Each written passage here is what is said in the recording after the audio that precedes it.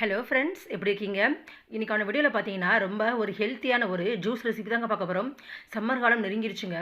ரொம்ப வெக்கையாக இருக்கும் இல்லைங்களா? அப்போ ஏதாவது சில்லுன்னு ஜூஸ் குடிக்கணும் போல இருக்கும். அப்போ என்னடா குடிக்கலாம்னு யோசிச்சுட்டு இருப்பீங்க. அப்போ இந்த பழத்தில் செய்யக்கூடிய ஜூஸை செஞ்சு பாருங்கள். இதோட விலை ரொம்ப குறைவு, ஆனால் சத்துக்கள் ரொம்ப அதிகங்க. வாங்க எப்படி செய்யலான்னு பார்க்கலாம். நான் இன்றைக்கி முலாம்பழ ஜூஸ், இது கிர்னி பழம்னு சொல்லுவாங்க, மஸ்க் மெலன் சொல்லுவாங்க, நிறையா பேர்கள் இருக்குதுங்க. நிறையா பேர்கள் இருக்க மாதிரி அதே போல் இதில் நிறையா நன்மைகளும் இருக்குது. இதில் அனைத்து விதமான சத்துக்களும் இருக்குது. இதில் ஃபைபர், பொட்டாசியம், மெக்னீஷியம் எல்லா விதமான சத்துக்களும் இருக்குது. வாங்க எப்படி செய்யலான்னு பார்க்கலாம். அதை நான் ஒரு பழம் ஃபுல்லாக எடுத்துருக்குறேங்க. இப்போ 2 பகுதியாக கட் பண்ணிக்கிட்டு அதில் உள்ள விதைகள்லாம் முதல்ல நீக்கிடுங்க. விதைகளோட ஜூஸை போடக்கூடாது. புதுசாக செய்கிறவங்களுக்கு இந்த டிப்ஸ் ரொம்ப யூஸ்ஃபுல்லாக இருக்குங்க.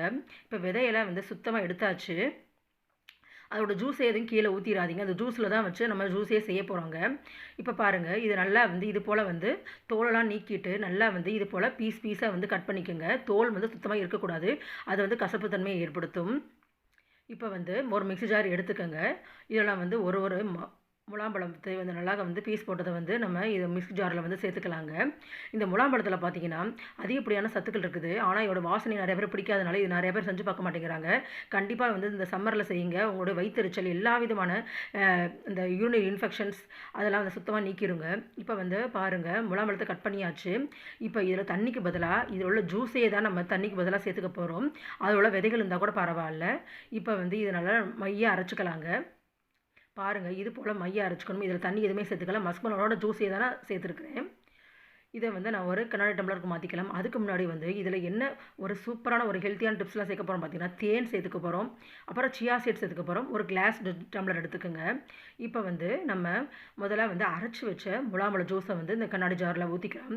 நிறையா பேர் பண்ணுற தப்பு என்னென்னா, பழத்தில் அதாவது பால் இந்த ஜூஸில் சேர்க்குறாங்க. இந்த ஜூஸ் மட்டும் இல்லைங்க, எந்த ஒரு ஜூஸ்லையும் பால் எதுவுமே சேர்க்காதீங்க. பால் பழங்களோட சேர்ந்து அது விஷமாக மாறிடும். ஸோ எதுவுமே சேர்க்காதீங்க.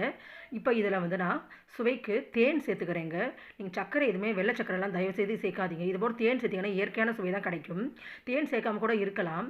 இதெல்லாம் மேலே சியா சீட்ஸ், இது சப்ஜா விதை நிறைய பேர் நினச்சிக்கிறாங்க. சப்ஜா விதை, சியா சீட்ஸ் டிஃப்ரெண்ட்டுங்க. சியா சீட்ஸில் அதிகமான ஒமேகா 3 ஆசிட்ஸ் இருக்குது. ப்ளஸ் இதில் மீனில் என்ன சத்துலாம் இருக்கோ அந்த சத்துக்கள் இந்த சியா சீட்ஸில் இருக்குது. இதில் சேர்க்கறதுனால முலாம்பழ ஜூஸோட நன்மைகளோட கூடுதலாக சியா சீட்ஸ் இதெல்லாம் நமக்கு ப்ரோட்டீனும் கிடைக்கும். ஸோ இந்த ஜூஸை கண்டிப்பாக உங்கள் வீட்டில் ட்ரை பண்ணி பாருங்கள். எப்படி இருந்துச்சு கமெண்ட் சொல்லுங்கள். Thank you friends. பாய்.